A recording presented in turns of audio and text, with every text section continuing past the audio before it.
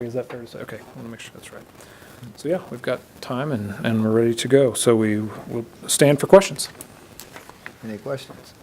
Go ahead. No, go ahead, Mike. This ties back to the last one, I guess, and I meant to ask. We just approved $2,255,000 of notes. When with the contingency, this is a little less than $2 million. Correct. For what reason do we do that? The original budget projection on this project was the $2.25 million. We do that just to make sure that we have enough authorization for the project. We'll only issue bonds that are necessary to cover the cost. Okay, that was my question. Yeah. We're not going to It issue gives us a bonds and cap. pay interest No. over and beyond what we're spending. Okay, No. that's okay. Mr. Stack, what's the cost of closing a cell? Well, it's a similar process. I don't know the cost. It's a similar process. You basically have clay liner on top or on bottom and basically a bowl, and then over the top you put a clay liner or a GCL material as well. So we have, since I've been here, we've yet to close a cell, so I don't have a good, I'm not sure on that. So why are 3, 4, 5, and 19, well, 19 we're using, but why are the other cells open still? They kind of, basically, it's a good question. Is there a map? Did I have a map in here? I don't remember if I did. Is there a map of the site or just the project in that blue sheet? Yeah. Kind of, does it show you kind of the cells? It's kind of, we're going in kind of an L shape, top northern side, then we go down and along the west side of the landfill. And so what happens is as we, with the master plan, a few years ago we did a master plan on what are all the cells going to look like. So cells 3, 4, 1, and 2, they're actually going to be able to, we're going to be able to move north on those. And so the mound just can go up. As you get so high, you get to a peak almost. Whereas if you can move to the north, but more on the bottom, and you work your way back up, then the whole thing just moves up. And so we have actually the authority to go pretty high out there with, it's a 140-year lifespan. So we have quite a bit of areas where we're not really closing a lot of cells at this point because most of them we can keep filling as long as when we actually can work next to them. And so they're temporarily covered, basically. We put on, they're grassed, they're mowed, they look pretty nice, but they actually continually settle over time too. So it's a long process to where they reach equilibrium, but we've just got them temporarily capped right now. We don't have them permanently capped. I think is that fair to say? Okay. Yeah, so there's not a cost we're avoiding there in the future. We're going to be going back to those cells. Yeah, we will. And maybe that's how the Great Pyramids were built. So how come we're not going ahead and instead of opening a new cell, how come we're just not adding to those other cells over there instead of opening a new one? Well, they're pretty well peaked out now, and so it's kind of hard to draw a picture, I guess. They're kind of at a peak, and so you can't really go any higher on the ones that are there. So you have to build over here, and then once you build up, then you can connect them and go higher, basically. I don't know if you build sand castles, I guess. I'm telling you, if you make a bigger base, you can build a taller castle, basically. I don't know if it's the best way to say it, but right now our base isn't big enough to build any higher. And so when we build the 10-acre cells to the north of all those cells, then we'll actually be able to go higher with those cells. But I guess what Joe was maybe asking is, you would still have, if we were going north, you'd still be opening a cell. Yeah, a you'd new have to open a cell that way, which- So we're not adding we're to going it. to the south, but Okay. we're going to the south instead of the north, so you Right have now the we same are. cost. Yeah, basically there's overlap now with cell 19 that we're putting in, and we're overlapping cell 5, which was old, different nomenclature, but that one keeps building up. And then as we build cell 20 now, then we'll be able to build kind of overlap with that one, and it keeps kind of actually going higher as you build along. And then you get to a point where you can't go any higher based on our limit. But cell 20 and 21, 21 will be the last one on the south, which should be south of this one. And then we believe we'll work our way back north and work on those other cells. And because there's a whole nother part of the landfill we're not even touching for 50 to 100 years. Trying to utilize what's already open. We're usually overlapping something in the next, each cell that we build is going to be an overlap of some other cell. I know you mentioned a soil deficit, and obviously you've got the means to counter it in the construction of this new cell. What long-term is that going to be a long-term problem for us in terms of having a soil deficit? I mean, and I'm thinking of it relative to what's coming up in terms of yard waste, and, you know, should we be thinking about converting to soil, or does that, you know, are we talking about enough volume? So I'm just wondering what you see as like the long-term ramifications of a soil deficit. Yeah, long-term, it's an over 3 million yard soil deficit, so it's a massive deficit. We're talking, Massive. it's just huge. So, I mean, over the next, I mean, this is one thing that you think about every time you try to do little things along the way that help, and so anything you can do. Our soil to waste ratio is something we look at every year. This idea of reducing the clay layer gives us, you know, an extra foot through the whole, so it ends up being quite a bit of soil, so that's a little ways to do it.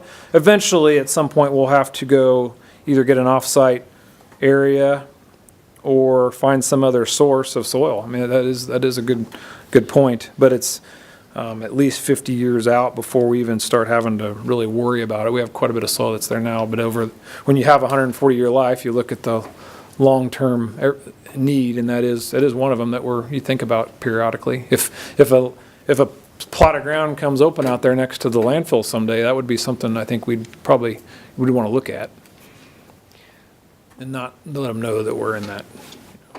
We need your soil, so that they raise the price a whole bunch. Anyway. But now you got me thinking. Probably too late, right? If we're looking for a place to haul the dirt that we dredge out of the Smoky Hill River Yeah. channel, so. Yeah, those are all, Yeah. those things get brought up a lot, and people that want to, it's a little bit of, far enough away from there that it seemed like the Lakewood, filling in the Lakewood Right. was a little better, but it is something that, yeah, it's one thing to think, yeah, anybody wants to bring us soil, that's a good thing, we need it. Yes. Thank you. Any other questions? Any questions from the public? If not, entertain action on 7.8. Mayor Davis, I move we award the municipal solid waste landfill facility Cell 20 construction to Unruh Excavating LLC in the amount of $1,645,289.65 with a 5% construction contingency of $82,264.48. City project number 80019. Second. It's been moved and seconded to award this contract. Hearing no other conversation, all in favor say aye. Aye. Any opposed? Motion carries 5-0. And we are at 7.9. Item 7.9, consideration of recommendations regarding the sanitation plan. Good evening, Mayor and Commissioners. You have your own We podium. split yeah. and conquered, so you get each of us for a while. We've had several meetings on this topic, and at our last meeting, you had requested that we go back and work with our Solid Waste Management Committee to get recommendations on some specific topics. Those dealt with our subscription program, cart sizing, whether or not we performed services in the alleys, and then yard waste. So we continued to meet after the holidays on the 10th, was it the 10th, and the 24th? That's what I was thinking too. And then compiled our notes, and we're before you tonight to give the results of the questions and answers and the topics that we vetted with our Solid Waste Management Committee. We had consensus on almost all of them. There were a few that we were kind of deadlocked on. And as you've probably seen in the recommendations, we've got some more work to do. But we did want to report back to you just as quickly as possible what the Solid Waste Management Committee's recommendations were specific to those topics. And I'm not going to go through all 14 pages of history that you've seen more than once now. Thank you. Lots of information. We compiled an informational sheet for the Solid Waste Management Committee and provided that to you folks for your education. We talked about that thoroughly. We've talked about the objectives of the Solid Waste Management Committee and the objectives of our drive-through facility. We talked about the solid waste plan that you folks approved last March, which included curbside recycling. And just with the current markets and stuff, before we made those capital expenditures, we wanted to come back to you and make sure that was the same direction. So with that, I'm going to go through, I'm not necessarily going to go through the blow-by-blow with the Solid Waste Management Committee either. There were several yays and nays. Tried to give you the background information on why they felt a certain way, so that you got additional information other than just direction from them. But really, it's kind of like the Solid Waste Management Committee. We have some recommendations. Hopefully, you've looked through all the detail, and this is online if folks at home want to read through it. So we're not hiding anything from the public, but right now, I'm just going to jump straight down to the commission action. As far as the fiscal note, there's still several variables. We would have had to compile a half a dozen charts to try to show your rates depending on what you decide. So the fiscal note is once you give us more clear direction on the policy or the preferences from the commission, we will develop a fee structure and come back to you demonstrating what that will cost. So number one is to concur with city staff and Solid Waste Management Committee's recommendations not to continue or implement the current curbside recycling program to not implement current curbside recycling at this time. And there was a big emphasis at this time. They're not saying no forever. And that's universal. Universal Universal, curbside yeah. recycling for the entire sanitation customers.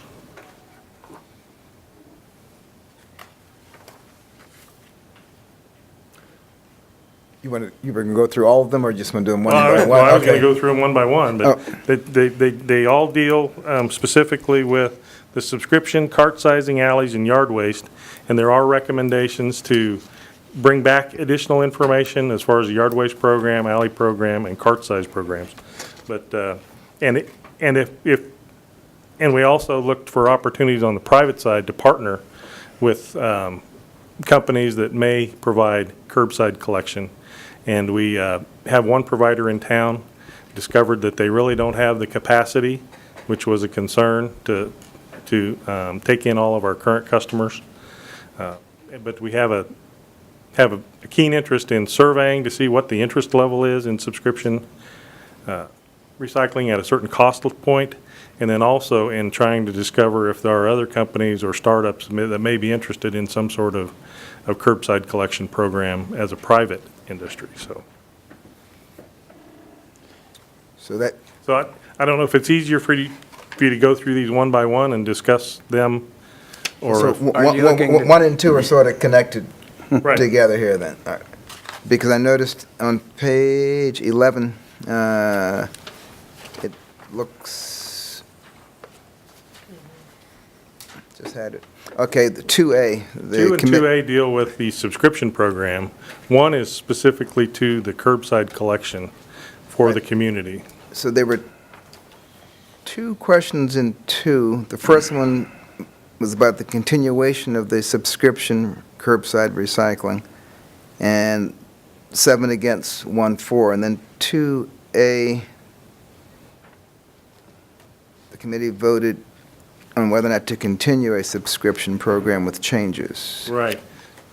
But Well, the changes aren't, The committee voted against community-wide recycling, but there was a lot of interest in a modified subscription program. They don't believe our current program is self-sufficient or very efficient or cost-effective, but they did want us to look at possibly increasing cart size, going to biweekly collection, and seeing the interest level in the community for a program like that, and what the cost point would be for someone to be interested in that.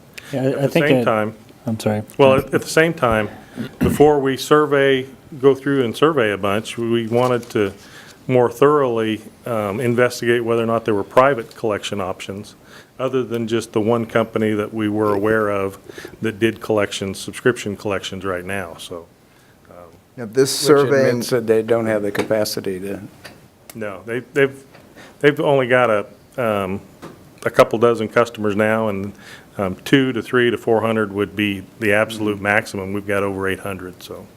And I think an important distinction is, question number 2 was the current, what we are calling the pilot program with that small container subscription curbside recycling. They voted not to continue that. 2A was some modified approach yet to be Right, the modified approach fleshed out with the and- larger carts, that we could accept everything, including cardboard. But you can't take the larger items like cardboard in the current subscription program because of the cart size. and staff thinks if they could get 2,000 customers at Well, that was a $10 pure, apiece, 2,000, we could handle 2,000 customers with a current 1 truck and 1 operator on a biweekly schedule. And at 2,000 customers, it would take a $10 price point to pay for itself. Now, that's not saying you have to pay for it all. It's partially subsidized now. But that was the break-even point at $10 a month for 2,000 customers. But you'd need 2,000. At $10, you would need 2,000, roughly 2,000 to break even. And you can only serve 2,000, or is that a limit, or it could be higher? It could, if there Let's was hope it's higher interest, it could be more than that, but then there would be additional capital cost for a truck and a driver, so. so now that, surveying the desire for that would be done soon? I mean, while there's still energy and people's desire to recycle from home? Right, well, the recommendation is to advertise for private collection first and see if there's enough interest to cover current customers and what the price point would be for private collection. And if we expire that and don't really get the interest in that, then we would survey citizens here in Salina to find out what their interest level is in curbside collection or subscription program before we mandated it on the entire community. The interest level, right now, we are losing customers every week with the current subscription program because more and more people are choosing to use the drive-through facility. That we're down below about 840 now? What is the tonnage that's currently being picked up by the pilot program versus the tonnage that's being delivered to the recycling center? Subscription recycling, 150 tons annually. SDRC, I think I just told Jim this morning, has surpassed the 300-ton mark already. So the drive-through facility has been very successful. Certainly much more successful than the current subscription program. Partially, the subscription program is hindered by using 18-gallon carts. Yeah. If, probably more than anything. Of that three. We just really don't know, are there 2,000 people who are interested in having their subscription, having a subscription service at a cost And somewhere around $9 to $10? I had the prior subscription service and canceled it when the drive-through opened, and I use it. It's a wonderful facility. The individuals that run that do a great job. I've only, waited in line for a few minutes, even with 2 to 3 cars in front of me. The only way I would support a subscription service is it would have to at least break even, because right now we're losing $14 a month per customer, which I think is. And I guess my question on this right now then is what you just, if we got, we're losing customers out of the 800 customers or whatever we got, we're losing customers to the downtown recycling center at $5.50 a month. Yes, sir. And we're expecting to try to pick up 2,000 customers at $10 a month. I guess, I don't understand I don't see how we can, if we're losing customers at 5, how do we think we're going to pick up customers at 10? From the I think people who are throwing the recycling in the Staff trash. does not think you will get that many. Yeah. Well, but I think if it's going to happen, it's the 95-gallon container that you can put your recyclables in compared to the 18. An 18-gallon container fills up very quickly, and I'm not sure that's a service that's meeting a need at the moment. And very I accurately. still believe that if we discontinue the curbside recycling program, that those 800 people that we're going to discontinue will end up throwing the stuff in the trash can instead of using the recycling center, because it's a convenience for them to be able to put it on their curb and not go downtown. And I just think if we get rid of it, we're going to, those people that are recycling now, we'll just say the heck with it, and it'll go into their trash can and up to the landfill it goes. Well, I'd probably take it, I have a feeling a lot of those 800 would pay the $10 a month, because it's not just throwing away trash for them, it's a lifestyle, it's a mission statement. But of that 300 tons, do we know how much Images was collecting? Because that's recycling that was never captured by the subscription service, because people couldn't get on the subscription service. And how much of that is commercial? More than, somewhere between 900 and 1,000 tons annually. So is it likely that some of that 300 that the downtown center is getting is stuff that was going to, Absolutely. and, does that 300 count the hospital or any other large companies that the subscription service wouldn't have picked up anyway?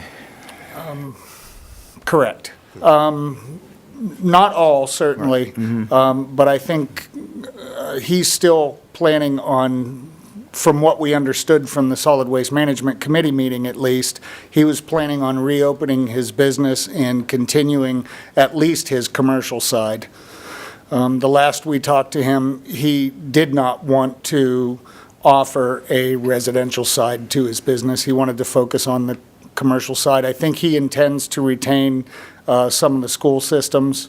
The SDRC's recently picked up the hospital. We have seen several of the schools start coming to the SDRC. So I think we see, and they are modest increases, so I don't want to try to oversell it, but there are increases both private and from commercial entities at the SDRC, and I think even these early predictions, which seem good compared to our current curbside recycling system, I think we're going to see the rate of material increase along with the additional commercial accounts that join. And I would assume at least a part of that list of the 842 would begin using the SDRC. I think you're right, some of them would opt for paying the additional cost. It's really just that the one truck we collect on a weekly basis so we can handle 1,000 customers. So that's how we arrived at the 2,000. If we went to a larger cart and did biweekly collection, we could effectively double that, thus lowering the cost. We thought that was the quickest way without growing infrastructure and adding capital costs to hopefully reach the goal of being self-sufficient. Sorry, Gary. I was just going to ask, I'm assuming that our current Packer trucks would be used for that kind of recycling collection? We wouldn't be going to fully automated? That's correct. We'd be reusing our existing It's not carts automated. and trucks? Okay. Yes, ma'am. And the idea of about the $2,010 thing, that includes a 67-cent charge across the board to everybody to help subsidize that? What was that, 67? No, sir, the 67 cents has to do with the cost for alley, if we were to, The alley thing? Yes. Yes, okay. And I'd have to go back and look at the survey that was done several years ago, but the one thing I came away with when I looked at that was the answers were all over the board. And the one thing I did come away with is there was numerous individuals or numerous answers said, I'm for recycling, but I don't want to pay for it. yes, sir. And so if you go to a subscription, how many do we have 8,000 currently? Total trash, curb that we pick up. Approximately 15,100 households. We have 15,000 or so. Yes, sir. So 2,000 would be about 70%. Are we still going, we're still going through the list? I'm trying to be respectful of the list, but Well, it's all tied together, so it's hard to talk about one without talk about the rest. But because there are very specific direction we would like to receive, we started with number one, which is the curbside recycling. That the committee recommended not to pursue that at this time, and we're asking the commission, do you guys agree with that or not? Is that something that we still need to continue to work on? And the reason we've broken it out is it's called dividing the question in parliamentary procedure parlance, but we're just really trying to help facilitate the conversation. And if you're not comfortable with that, we can certainly kind of talk about the broader topic. But I think it was helpful with the Solid Waste Committee to go through the background that we provided and then divide the question and kind of get some direction. The other thing I would tell you is, from staff's perspective, we're really looking for the decisions you make tonight to be a preliminary indication of your preferences so that we then can staff them through a little bit further. If you recall, we started out with a consultant that helped us with a business plan and a survey, and Jim Teutsch is crunching numbers off the top of his head, and he knows a lot of this data are backwards and forwards, but the numbers we're giving you, as part of this report this evening are our best estimates based on trying to respond to the various changes that have come our way. At the point that we kind of reach some consensus about a preferred direction, I think it would be prudent for us to really take a detailed look at that and come back to you and tell you what we think that looks like in final numbers. Well, for me, it's got a pencil, and we want to keep market share. And so if the recycling doesn't make sense at this time, I wouldn't say that it's dead, but if we have the luxury of polling the public and seeing if an alternative plan is feasible, I think that's great, but otherwise, I think that's on hold until. Yeah, I haven't changed my vote from last time. I'm still against mandatory curbside recycling. One, we're not sure what the future holds for recycling, and to make that type of investment and not know in 6 months or a year we may not have somewhere to go with that, I'm really going to have a problem trying to justify what we did. Two, I still think there's a certain amount of individuals out there that will not recycle, even if you give them a container. And two, I'm concerned that those that really don't care about recycling and do not do it correctly, they contaminate your good recycling, and then you have an issue also. So I voted against mandatory recycling last time, and I'm still against it. For those three reasons. I did want to ask one thing, though. You did say, though, for the current subscription, we would, if you went to 2,000, we would have to have at least 2,000 to make it break even. If you wanted, it's really cost dependent. If you want to try to keep the cost less than $10, we would need 2,000 people to participate in subscription, because it's just based that the maximum capacity that we can handle under a revised program would still be 2,000 people. So the final cost is dependent on how many subscribers are willing to participate in this program, and or whether or not the commission wishes to, as Jim mentioned, subsidize the program in any degree. And that is also why, Mike alluded to the fact that we want to know what you want to do before we try to cost model it, because every time we create a deviation from the business plan, it makes that cost modeling that less accurate or effective. So if we have an understanding of what it is you want, we can cost model that using the business plan and using updated numbers, and bring that information back to you so that we can share with you exactly what this means in terms of cost. I just have a couple of questions. It seems to me that one of the ways that we got to where we're at today is we really wanted to get to a fully automated system. I think that seemed to be maybe the impetus for everything that we're doing now. And if I recall correctly, the reasons for that are because we have It's the most dangerous job. I mean, worker safety and worker turnover, because it's a grueling job to be chasing the Packer trucks. My concern is if we, if we go ahead and keep our alley service, which frankly, I didn't even know that that was on the table until this, but, I think that's great. But I'm worried that, we're going to keep the alley service, so we'll need the Packer trucks for that, the regular ones, right? We would will need need one. one truck for those. Okay, and then if we did get enough subscription recycling people, we'd need a Packer truck for that route as well. We already have Right. both of those Right, trucks. right. But yes, there would Right, be right. another, correct. But, and then. But they'd this- stay in our fleet, too.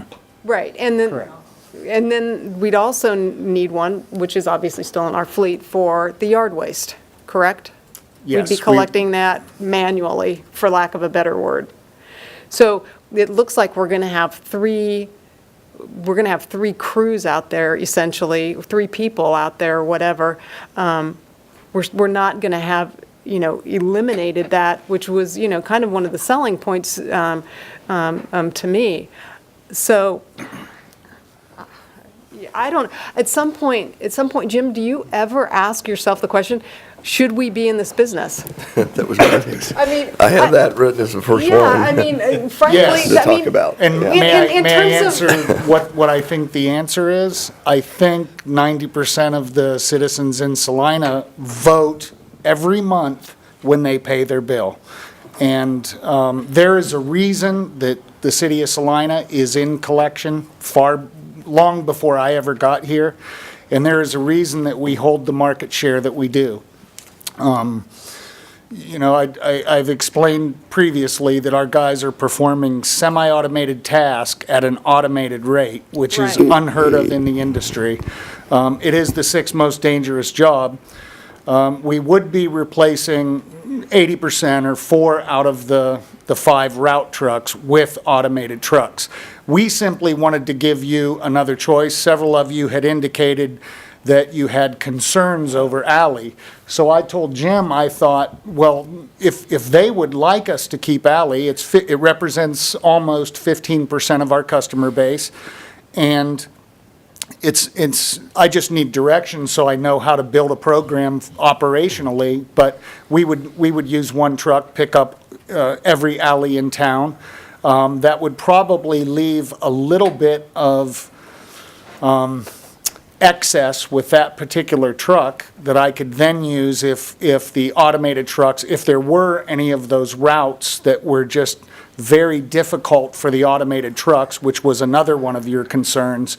So the reason that we even started going toward this direction is simply based on what we perceived as some of the comments that we heard in the past several study sessions, and we felt that, I perfectly agree, it is a compromise, and it does, to the degree that we move one truck out of the automated fleet, it does increase risk. I would say, though, that on the other hand, it reduces it by 80%. Right, right. I get that. Has there been any thought about if we did, and I'm sorry, I've been looking through study session material from 2 years ago, so it may actually be in this blue sheet, but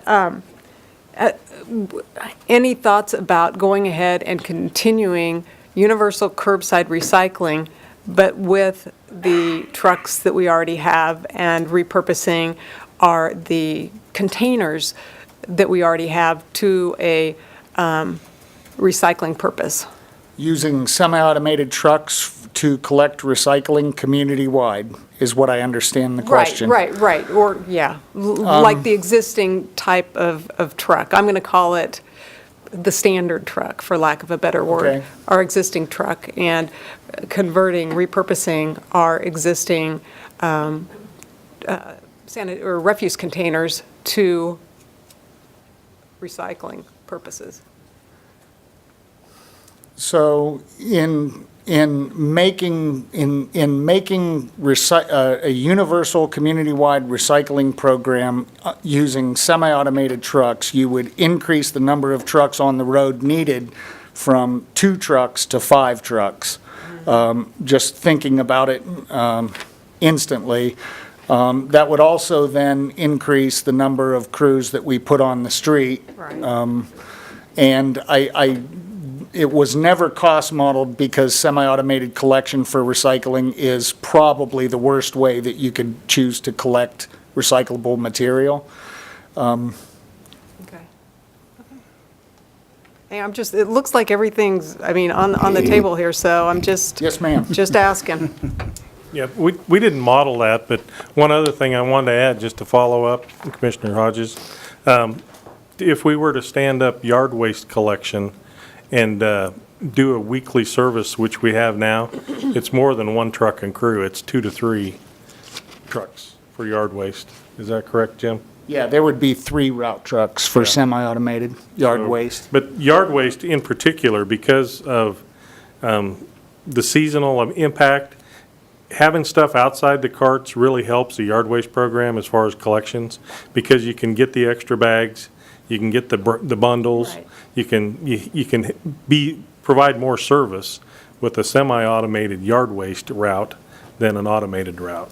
So it's, If I could double back just a second, when we talk about us being in the business, and I agree with Jim's characterization of the service that we provide, and you know, we demonstrate our market share, but I think part of the dilemma that we've been facing all along is we have aspirations for recycling as if we monopolize the market, either by franchising and telling the franchise hauler what they have to do, or by limiting service to only the city of Salina providing it, when that's not the market that we're in. If you go to the bottom of page 6 of this particular blue sheet, staff surveyed 20 cities that had municipal residential sanitation services. 3 cities compete with private haulers for refuse collection.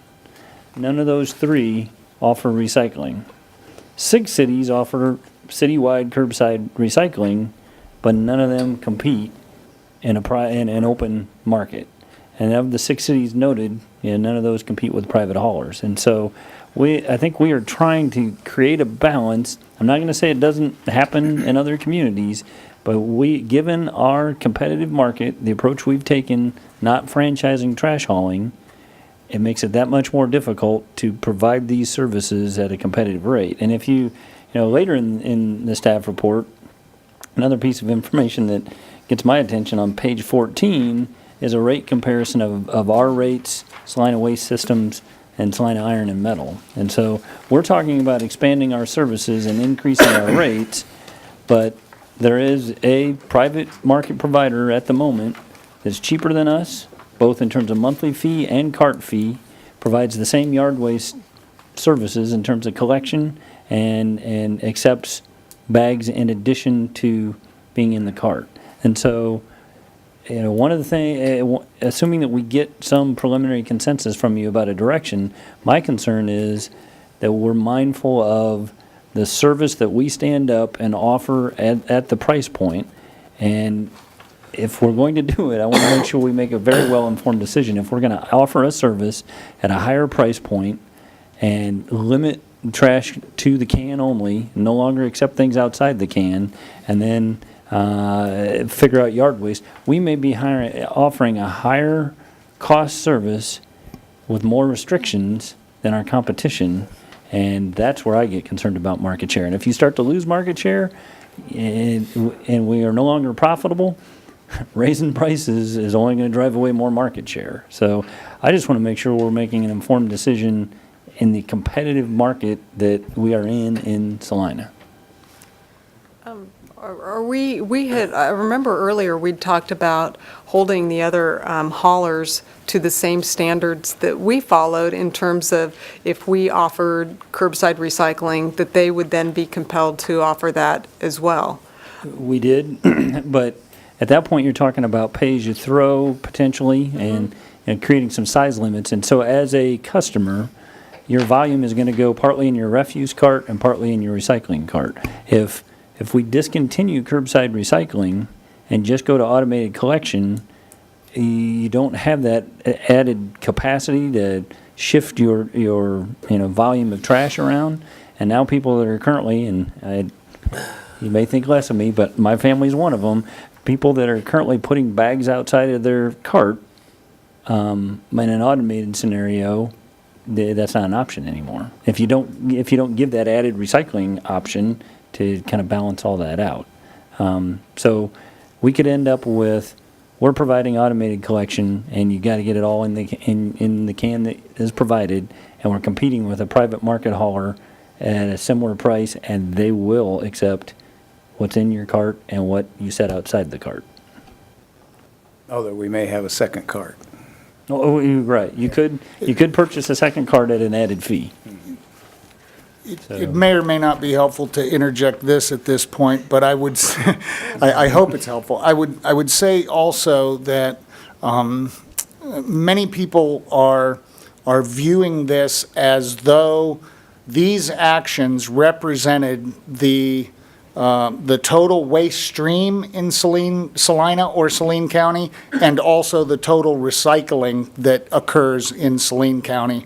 I will tell you that because, for example, we have a higher than normal pounds per person per day, and that is seen as a negative thing, but it's taken without consideration to us being a regional commercial place that commercial and industrial business takes place. But it is those private entities who vastly do the majority of recycling in Saline County today. If we count the total waste that's generated in Saline County, and we take the total waste that is recycled in Saline County, those numbers are far different than anything that we've been talking about. The 2017 version of the business plan estimates that there's about a 32% recycling rate in Salina, and I made some very valued estimates, judgments that I then passed through the KDHE to make sure that my thought process made sense to the regulators and to the environmental scientists. And if those estimates were to hold true, that 32% is actually 44%. And the reason that there is a difference in those two numbers is private entities generally do not wish to provide too much data to their competitors.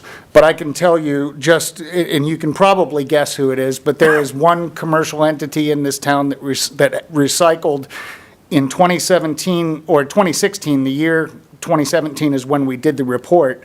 That prior year, he recycled over 25,000 tons. There is another company just like them that probably has a similar number that could be reported, but they don't wish to report it because, for proprietary reasons. But currently, just the known sources, one retail store manager, one former recycling agency, one very large company who also provides additional solid waste services, and the haulers and city staff together, that number is over 60,000 tons of material that is diverted from the landfill. So when we look at 80,000 tons, that's what goes to the landfill. But if you really want to calculate recycling rate, you have to calculate the total volume of material that is not only produced but also recycled. And I think, unfortunately, we often paint a very dismal picture of what Salina is doing. And what Salina is doing is actually I should really say Saline County is really a good number for a city in Kansas and a city in the Midwest. If we are any close to the estimates of having 44% recycling rate, we are not doing as bad as some might project. The changes that we are proposing affect 3 to 4% of the entire waste stream.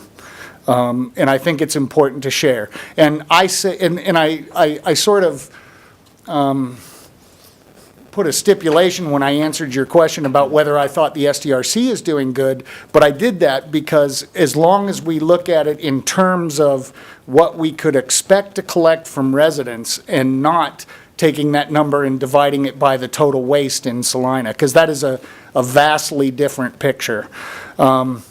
For residential recycling, for a NACET program, I think the SDRC is very successful.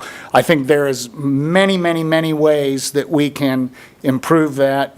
We made a few recent announcements, and, you know, we're working on actually a couple more we're hoping to put together in the very near future. And I see that combined with the commercial side, starting to use the SDRC is being, you know, should be viewed as extremely positive for our community. I would be remiss if I didn't say that the Solid Waste Management Committee are passionate about this. They recognize that recycling is important, and they voted with hesitation to not support universal curbside recycling. No one, staff included, believes that we should not do it. It's really a matter of timing in our view, and I think that's what the Solid Waste Management Committee in its vote reflected. And I would like to thank those individuals, because I know they've spent a lot of Absolutely. hours discussing it, and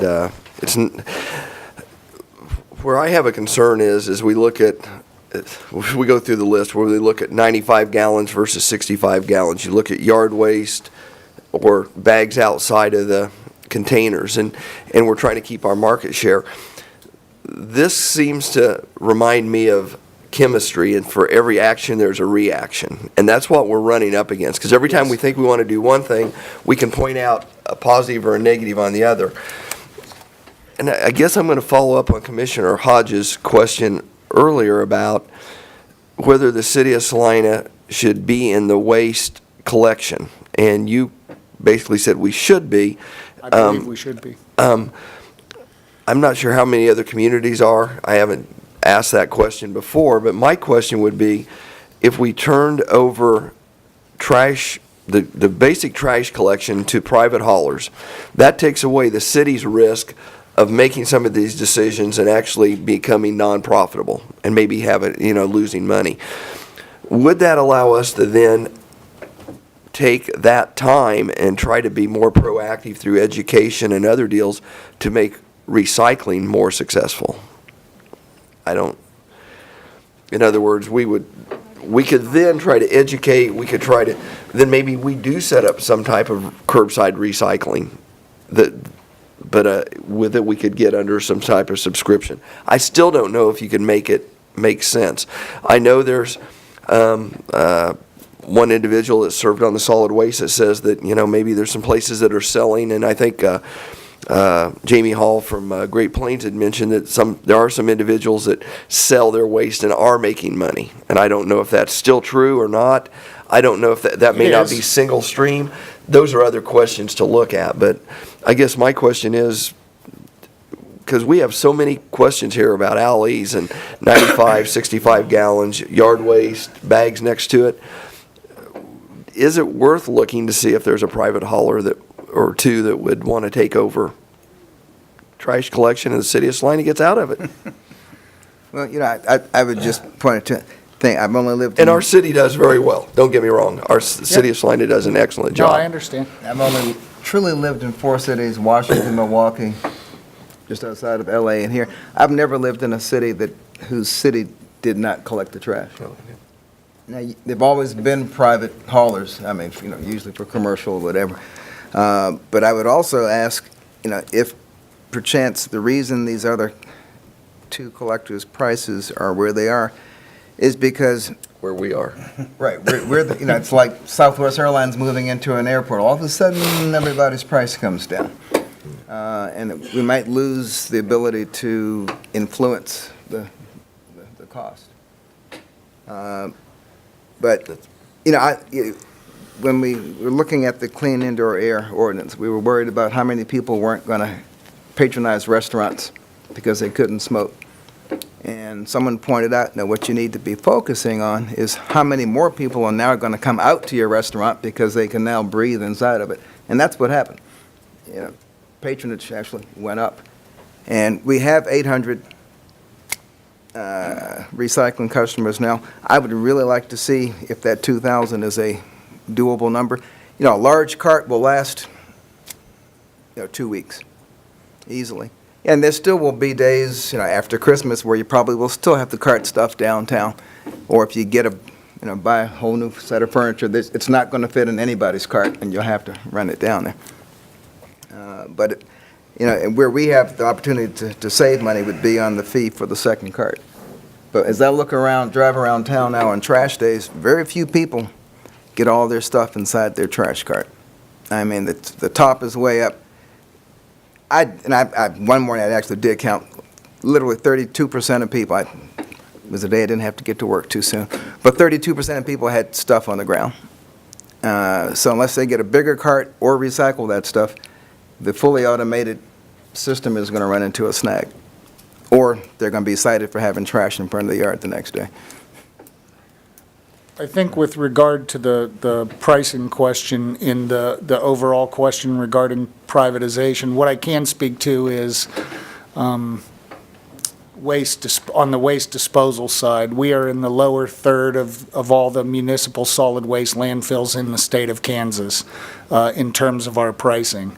I think you will find that if we were to canvass the collection side of solid waste, you would find a very, very similar number. The solid waste management plan for many, many years before I got here put us into a system that is open and free market where public and private must compete against each other.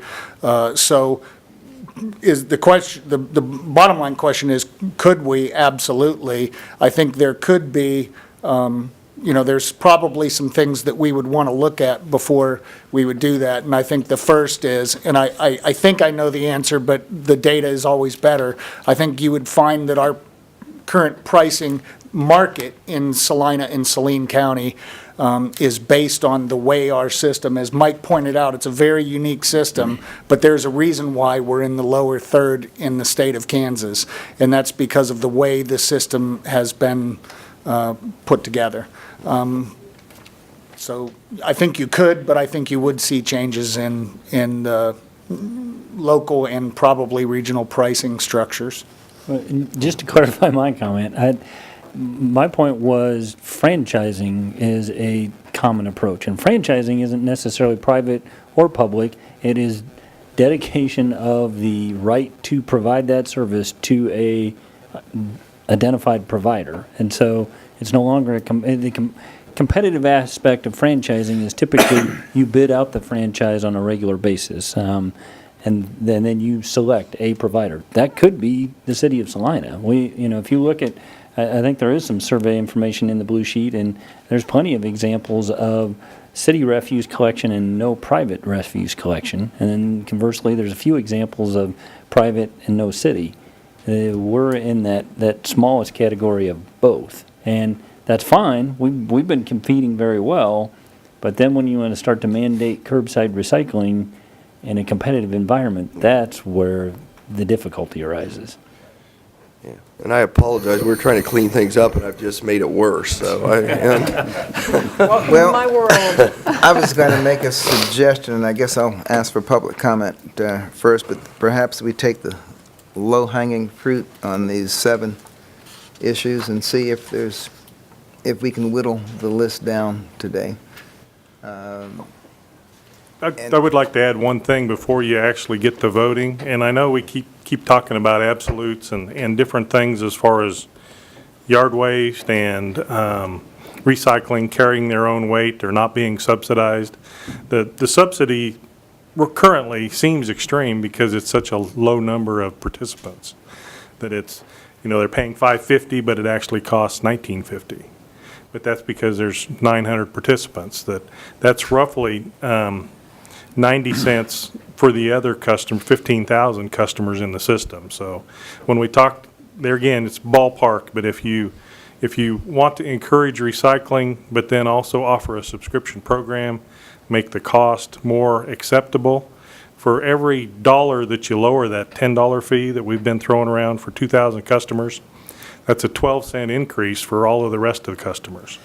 So you could charge everyone else 2 of those or a quarter and lower your subscription fee from 8 to 10, or from 10 down to 8.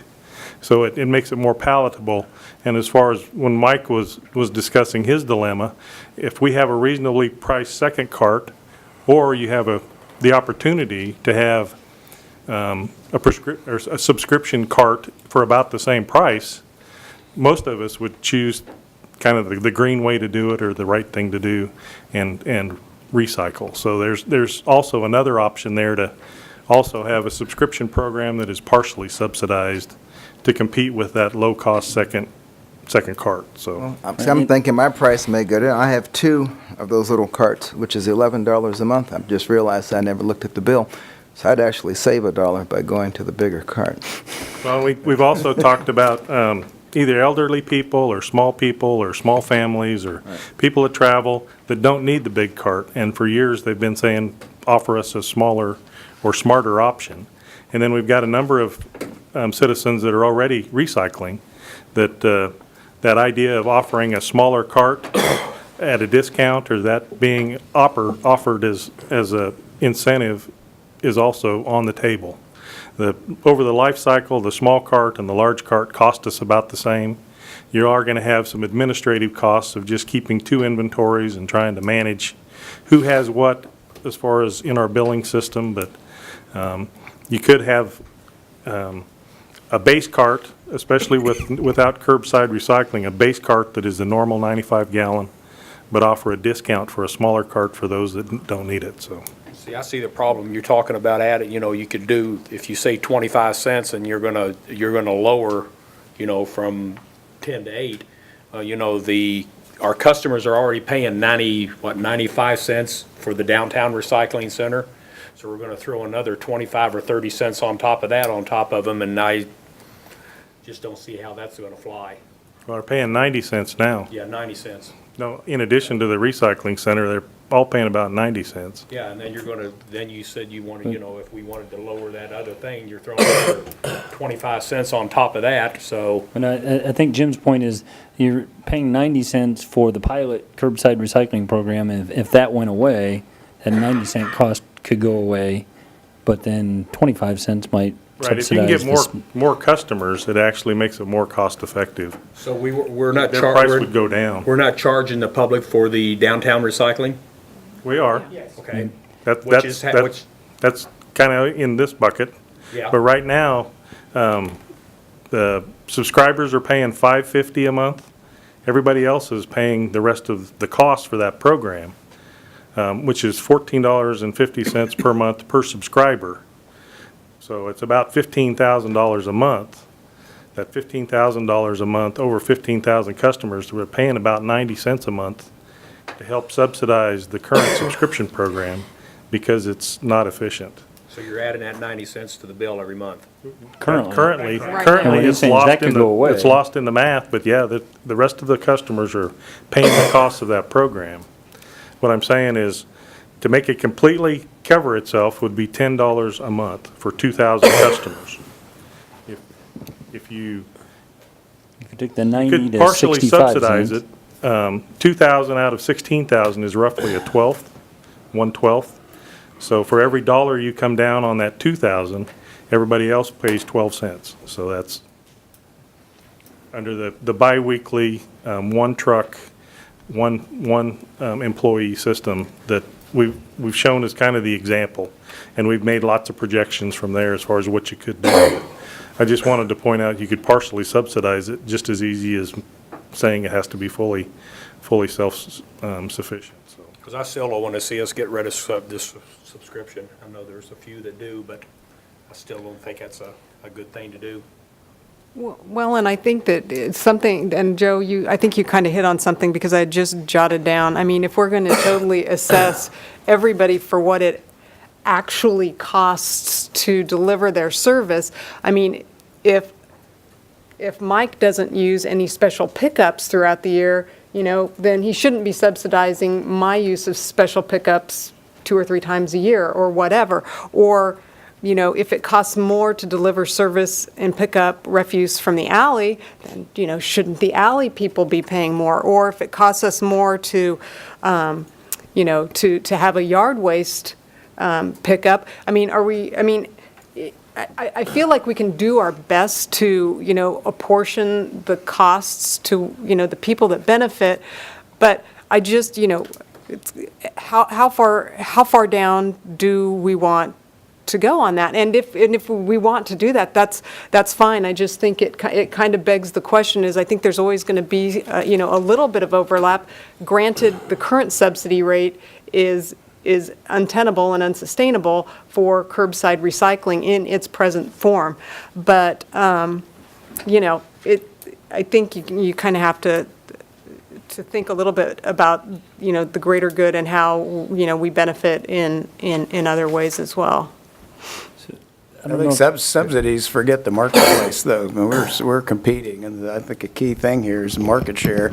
So, I don't know, if you just, I think we need to get the automation, maybe we can agree on that piece with a 9 and 5 size type cart. I mean, when I was out on one of the colder days the last couple of weeks and saw there's ice on the ground, the only reason I've been out there is because my dog makes me take her out in the morning. And those guys on the trucks were still retrieving those carts and getting them in the can. We need to get the automated part of it moved forward, and subscription recycling's another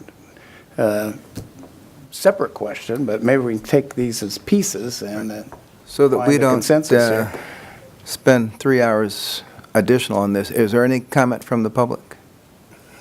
This would be because this may not be something we're going to finish today, but I'd like to at least get public comment in. Joan and Norm, all righty, thank you.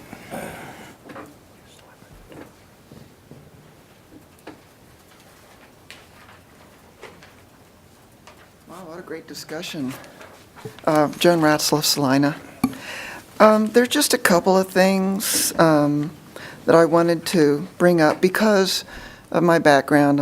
I have a biology degree and I have an environmental science degree, and I studied soil and land and things like that, and I have a pretty broad background in environmental science. So, but not in business.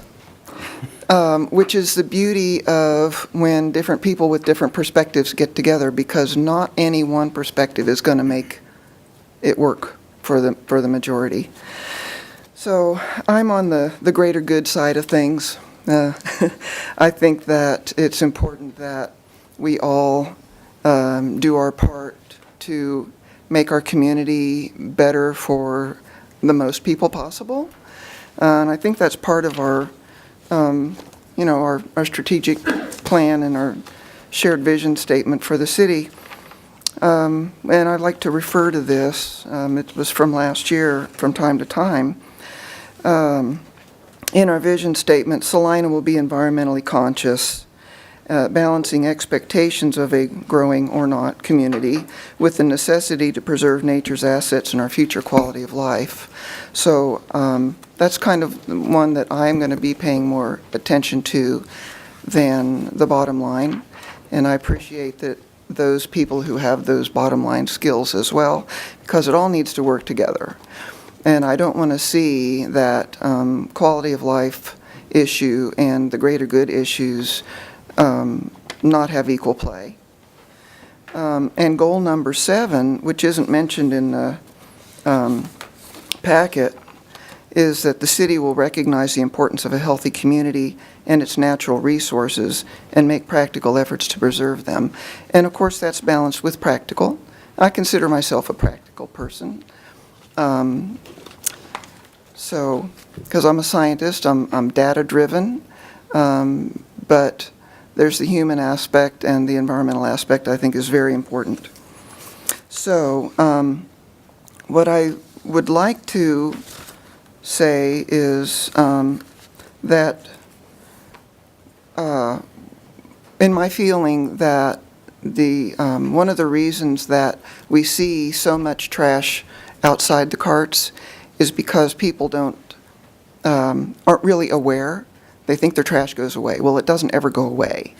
It goes in our landfill. That costs us millions and millions of dollars every 5 years to build a new cell, to maintain that. And believe it or not, if the world lasts that long, one of these days that landfill is going to be full. I'd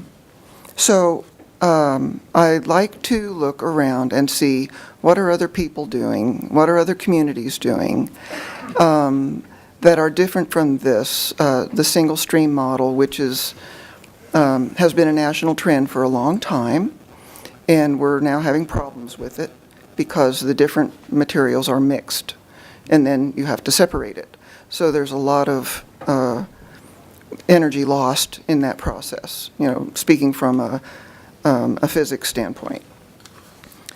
And we're not talking about the energy balance that's involved, and that's outside my scope as an environmental scientist, but you know, how much carbon are we using? You know, with our diesel trucks running down to Hutchinson. So I'm looking at a more localized kind of options that might be available to us, like so many other communities have done. I visited quite a few around central Kansas over the last couple of years, Abilene being one. And I talked to their public works director last month, about a month ago, and he said he was working on his 2018 report. And he said, it looks like we made about $10,000 last year. And come to find out, I got figures from him today, it was more like $35,000, because they maintain the value of what comes in. They don't take everything, so only 1 and 2 plastics, for instance. So they reduce their risk in that way. And they are paid for the materials. The recycler comes, picks it up from their facility in their clean bales that's going to meet Chinese standards, and then they receive a check for it. They don't have to transport it, and they receive money. And so there are all these different kinds of partnerships, whether it's a nonprofit and a city, or a city and cities, plural, and county, and volunteers, like it is in Ottawa County, you know, or Emporia that has curbside recycling, plus it has a drop-off. There's all kinds of different ways that different communities have figured out that works for them, and I think that that is where we need to be going, is figuring out a system that works for us. And in keeping in mind all those things. But primarily, I think the reason that we are seeing so much trash on the ground is because we're failing to educate. We're not reaching out to our students. HHW does reach out, and they do a wonderful job at that. But my question, I guess, is, are we reducing or you know, trying to lean our staff so much that, and maybe not, that we don't have, that we're not hiring people in adequate numbers who can do that outreach that's necessary to educate people, young people going to churches, civic communities, whatever, on their personal responsibility on our earth. So education, outreach, so that we're raising a community that is conscious environmentally and for their fellow humanity. I also want to point out that a way that we could help fund some of these things, including especially education, is through grants. So I just have some materials I'm going to hand to you. North Central Regional Planning Commission on one side and KDHE on the other side. North Central Regional Planning Commission is offering to help with the grants. Thank you.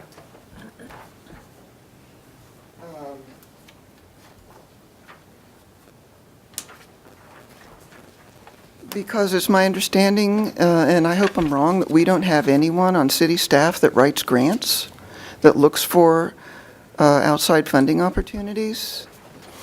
when I went to the Kansas Works Conference last year, which is in Lindsborg in March. It's a great conference. I encourage everybody to go if they can. They said that they had some grants that nobody even applied for, so they couldn't give them away. And so there are grants available. There's going to be a workshop just for grant writing at the Works Conference in March in Lindsborg. It's their 25th anniversary. It's nice and close, and it was phenomenal last year.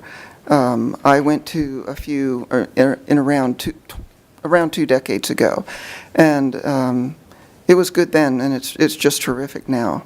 You can learn so much and network, find resources that will help us, figure out what we want to do or how to do it. For instance, I learned last year that Ripple Glass would come to Salina and pick up our glass, so we wouldn't have to haul it to Hutchinson. There are just so many, and I don't know all there is to know about it. I want to ask really that the commission look for ways to get more information that would help us make a plan that works for our city. Thank you. Thank you. Thank you, Norm. Anyone else? All right, well, we have an option of trying to tackle some of these issues that may appear to be simpler today, or you can sleep on it for a week and come back and... And Groundhog Day continues. That's right. If you're going to on it sleep, for it would 2 be 2 weeks. weeks. 2 weeks. And what's your pleasure? You think there are 2 or 3 things here we can decide? One of them would be alley collection. Well, I think we should keep that with the staff's recommendation of the separate route. It's my personal feeling. We need to do that to keep the market share, because I think the market share would slip. That's a staff's recommendation, I think. I agree. What I'm thinking is we go ahead, I think we're all on board with wanting the automated sanitation. Hopefully that'll go forward, keeping the alley, like Commissioner Ryan said. I'd be open to asking staff also to do any more research, if necessary, on doing a subscription recycling with our existing carts and trucks. Or if we do just one issue now, alley, we feel strong enough to someone to make a motion to continue alley service? Mayor Davis, I move that we continue alley service as part of our sanitation plan. Second. So if I was going to reword that, then we are agreeing with staff recommendation number 5 to continue to provide the alley service and the method that you described. Okay. All right. Ready for a call the question? All in favor, say aye. Aye. Any opposed? That carries 5-0, and we only have 6 more to go. Mayor, I'd suggest that we move to automate with the 95-gallon cans, the regular refuse service. Can I get a second for that? Second. Thank you. Any discussion on the 95-gallon? All right, call the question. All in favor of recommending we use the 95-gallon cart, say aye. Aye. Any opposed? I just That realized passes. I had a question. Are we going to give any consideration to having a smaller cart for those who need it? Or maybe I'm having a hard time finding the questions again. Well, I think page are just we on? that our standard, Page 13. our standard cart would be the 95-gallon one. It's No, the I second wouldn't. part of number 7, if you just want to continue it. 95 is still the standard. as the standard. Do you want to offer a 65 as a lower cost option? I don't have a problem with that. My only concern is, do you start running into issues of how many of the 95s versus the 65s you order, Judging to by me- the trash I see on the sidewalk on trash day, no one's going to want to have to go out there and pick that stuff up that night. I think there'll be very few 65, other than for people who physically can't move the bigger cart. But they might not produce as much trash, but To me, They have the to me, it option. complicates it just complicates it. I like the idea of having one size cart, but that's just, And we can put stipulation, I mean, that would be up to those people who work the plan. I don't know if we need to get into the weeds on that, but we've got, We would prefer to have you, In the because weeds? they've got to well, lean one way or the other. oh, I was gonna, This is the- personally, I don't, there's no way in the world you're gonna collect this stuff automatically with a small trash can. I mean, just ride around on trash day in your neighborhood, it is not in the can. Well, if we were to start with 65-gallon containers, I think we would make our best guess of the demographic that might use it and be conservative in terms of ordering low. And then if there's additional demand, they may have to be on a waiting list and we may have to purchase additional 65-gallon containers as we get a sense for the market. And that is the way we built the projections when determining how many carts we think to order. I would also say we have the opportunity to further influence what the final cart order looks like, because it is not uncommon in a contract with a cart manufacturer to survey the public regarding cart size. Is there a logistical challenge to having more than one cart? Yes. But I would also say that anyone who, any city that I'm aware of that automates offers more than one size cart. And it's, like I told you before, you trade one challenge for another. It's not something that's so difficult that staff can't do it. If you would like to offer two size carts, we can certainly accommodate that. what do you expect the dollar difference to be if you were to offer a 65 versus a 95?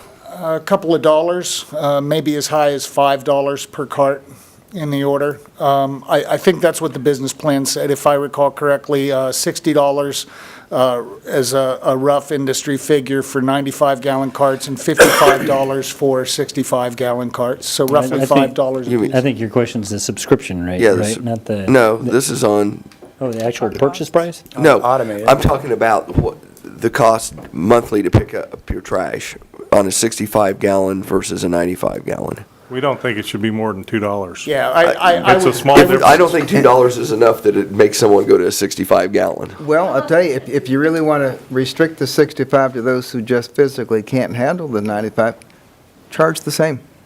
Then the only reason for getting a smaller cart is because you physically can't move the bigger cart. Don't have a price difference. The benefit to offering the smaller size cart is you may influence those who might not otherwise be incentivized to recycle. That's generally the reason why they do it. The business plan recommended cart sizing as the best way to implement a single stream automated pay-as-you-throw system. So our thought is, if that is something that you're interested in doing, we would recommend keeping the cost difference nominal,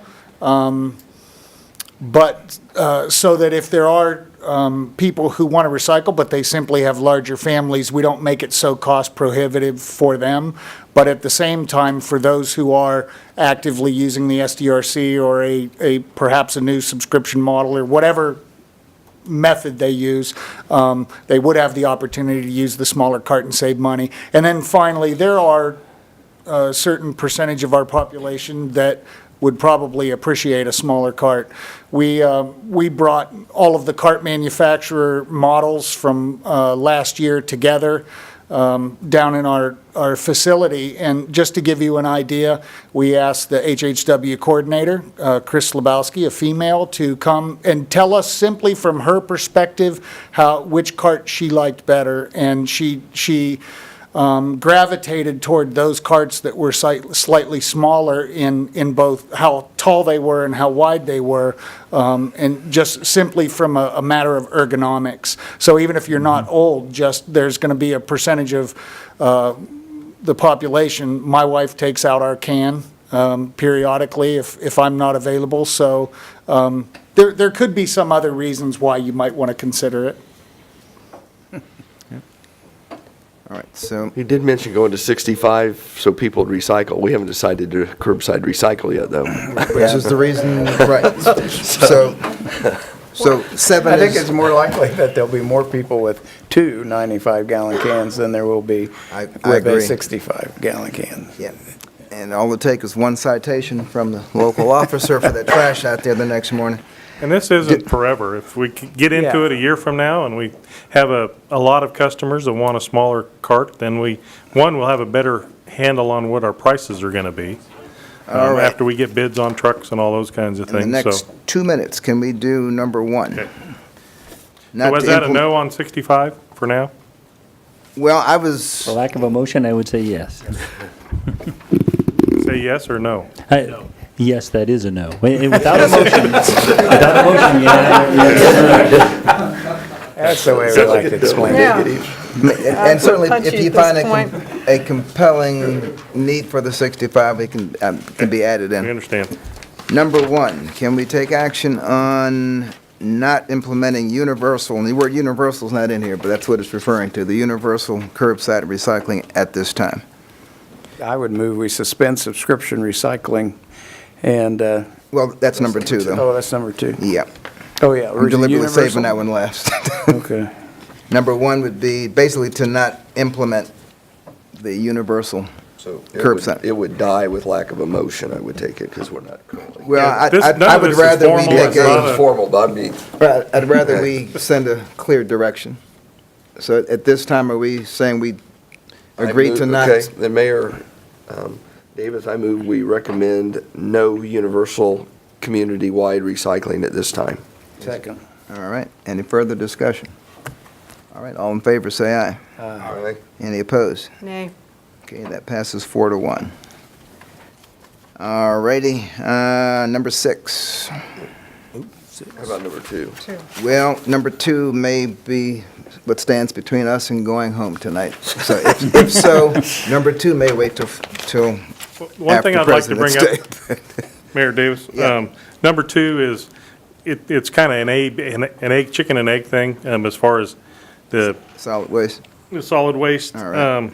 Current subscription program or a modified subscription program, and something that we didn't mention is, we can still continue the current subscription program until we decide if we're going to modify it. So it's not like it has to end next week, or if you chose to do so. There is some work that needs to be done as far as private collection and/or interest in a modified system, so. you That's think That is a suspending- good point. And you could give staff direction, you'd just like us to pursue the possibility of subscription recycling in greater detail. Yeah, And- because 2 is really 2, 2A, 3, and 4. It's really a four-pronged consideration. I personally like what city manager just suggested, but that would be my personal interest, but I would So as a rather. recommendation one- to have city staff continue to, Pursue Pursue- the financial, the details of a subscription recycling program. that's my motion. Second. Under discussion, Please. do you think that if we suspend the subscription recycling now, that will increase or incentivize the use of the voluntary facility that we have, that those people knowing that they can't do it at home and put it out on the curb anymore, we may have a chance to have an experiment to see how much the, I can't think of the acronym for it, SDR. but would be used, and still go forward and test or gauge the interest in the $2,000 at $10 option.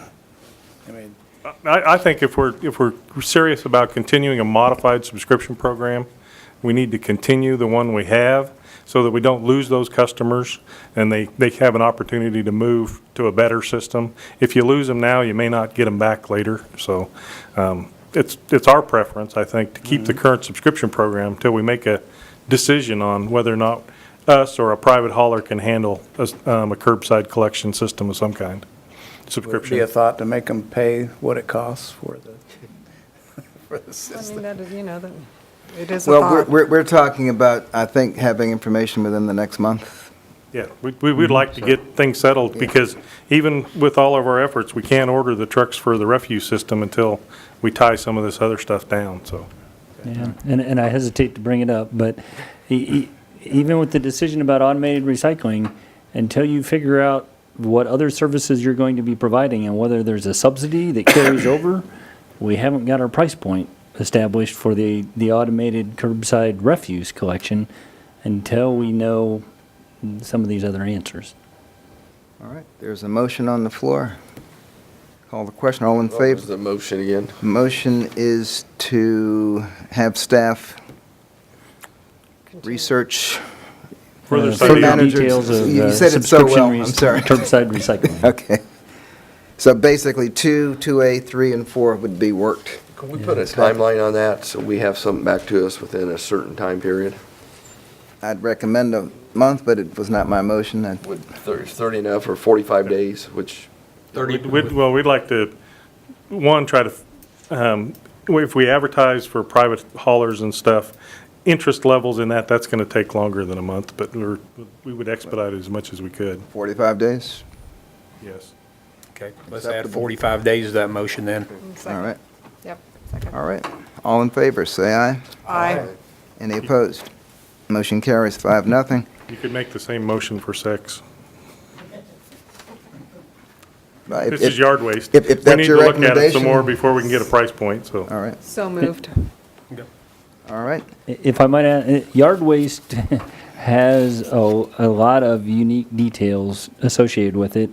It might merit, and our study sessions are a little full, but it may merit a conversation before 45 days, just to give you a better sense of the issues that surround yard waste collection. Everything from cost and our approach and what we do in terms of staffing and so when we're talking yard waste, are we talking it has to be inside of so you'd have to have a yard waste container? No, the system we were proposing was semi-automated, so you could use a cart, you can use bags, or you can use bundles. And would you have to subscribe to that annually? No, we currently don't. So I think basically, if I was there are still issues that Mike presented that it's probably best to do in a study session because it would take a long time to go through that. But you could have a system very much like the one that the city has had for many years that is semi-automated, that you can still place yard waste items outside the cart. The place where we take it has lifted restrictions to size requirements, so it would actually increase the amount of yard waste that could be collected. so, I thought we were trying to get rid of these guys having to run behind the truck. I mean, that's how come we voted to go ahead with automated. Why would we go with a semi-automated yard waste pickup? Recycling. I think in part because there's so much demand for bundles and things outside of the container. But yes, this would be a staffed route that would have to be run on a regular basis. So that would be further support for the study session sometime soon to discuss yard waste. Okay. and do we run the yard waste truck around 12 months a year? When it is staffed. Yard waste is the first program that is shut down due to staffing issues. And when that happens, So- your yard waste goes to the landfill. Correct. But And that's because it's being picked up currently By manually. So Yes. When when the program is in operation, basically a yard waste truck drives the same routes that the refuse trucks do and pick up all the yard waste. And it is subsidized by the other fee? Or would this be something people pay a fee for? I don't know if I could, if I There's not a could, unique charge for it today, so it's rolled into Correct. the current refuse rate. And then depending on how we approach it, it could be isolated and it could break even. But if and you had a that's- second- the difference though, I think, when we speak of subscription recycling being subsidized, it's because you have signed up for that program and there are people paying for it who have not signed up for that program. Whereas yard waste, while there is about a third of the customers that have chosen to buy carts, they are not, all of our customers are not limited to using carts, just like the privates. You can place items in, 5-foot bundles of sticks or limbs, and we will take those, or bags of leaves outside. And Fall leaf collection. and I think, somewhere between 50 and 70% of our customers use that. I think the number is probably around another third use that method. And then there's about a third of our customers who probably just simply place, they either don't pick up yard waste, so they just mulch it into their yard. They don't have a yard, so they don't have any yard waste. Or they place it in their refuse cans. So at this point, is staff recommending that we continue that policy of allowing them to have the bags and things outside of the container, or? Yes. Yes, yeah, for sure. I mean, it seems to me an option is that you get a second regular refuse cart and put your yard waste in there, and it goes to the landfill. That would be a person's option, wouldn't it? Yes. And pay for a second cart? Yes. Yeah, absolutely. I guess if you're like me, you only do your yard twice a year, you just stick it in there and it goes to the landfill. Well, if we're going to go through another exercise in study sessions, something that I would like to see is the costs that are associated with collection of yard waste specifically. Absolutely. I'm not saying that we don't continue to spread the costs system-wide, but, if we're taking a look at having a subscription recycling program paying for itself, I think it would be helpful for us to know how much we're subsidizing yard waste collection system-wide, and maybe that becomes a subscription program as well. If you have the amount of yard waste that it requires a cart or requires you to set out bundles and a cart, then. I think you should pay for it. Yeah. All right, well, we will, if this motion passes, we will discuss this at our study session. Sorry, Mayor. Call the question. All in favor of having the staff, continue to staff number 6 and have a study session sometime soon on yard waste, say aye. Aye. Any opposed? Thank you. And I have just one last comment, which I'll save till after other business. Okay.